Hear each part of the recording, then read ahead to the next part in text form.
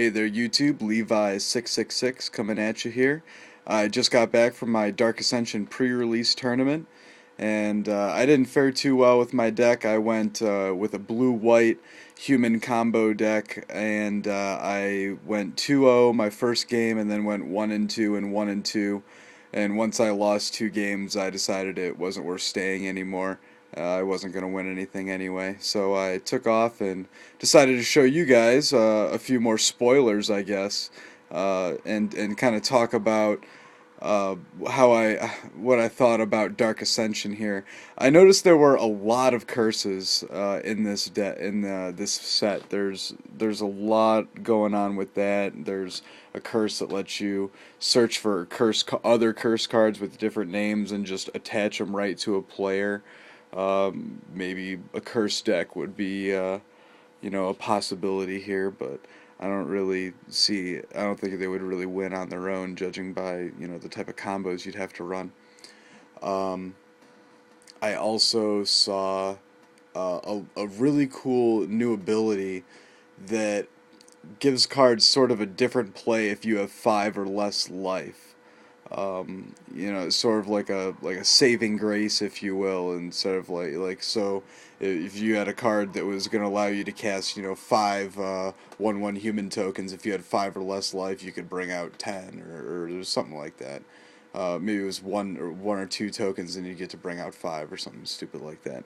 But moving on, enough rambling. I know you guys just want to get to the cards, so I'm going to show off my 2 legendaries that I drew. I got lucky, and I got this Elbrus, the Binding Blade. For 7 drop, equip it to a creature, gets +1. Equip cost is 1. Whenever it deals damage to a player, you unattach it and transform it, and it transforms into this. I did get this out when I was playing to finish someone off in one of my 1-2 matches, but it just wasn't enough later. But Flying, Intimidate, Trample, 13/13.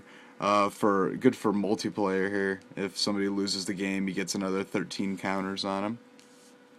My other mythic is Beguiler of Wills.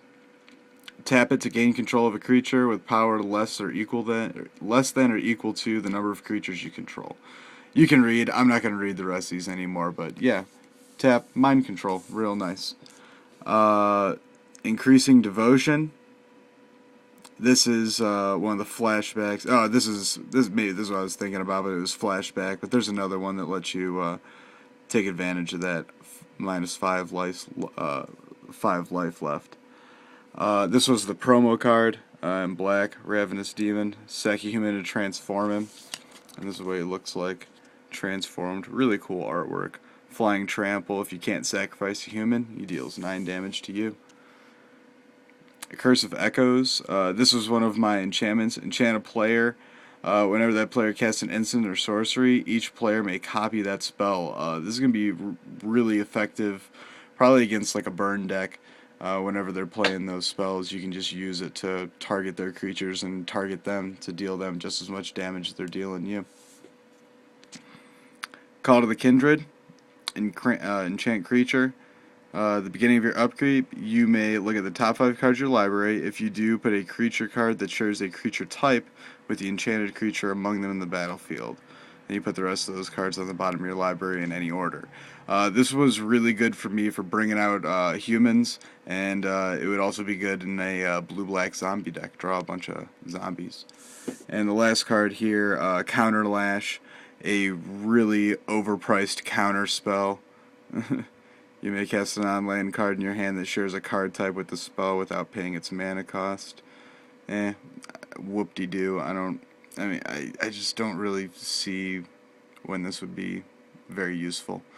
But I got some uncommons too. If you guys want to see the uncommons, leave a comment. I also got a stack of commons here left over, and I got them all organized. So if you want to see those too, I'll just shut up and just scan over them and just show each card so you can get an idea of what's going to be out in the new set.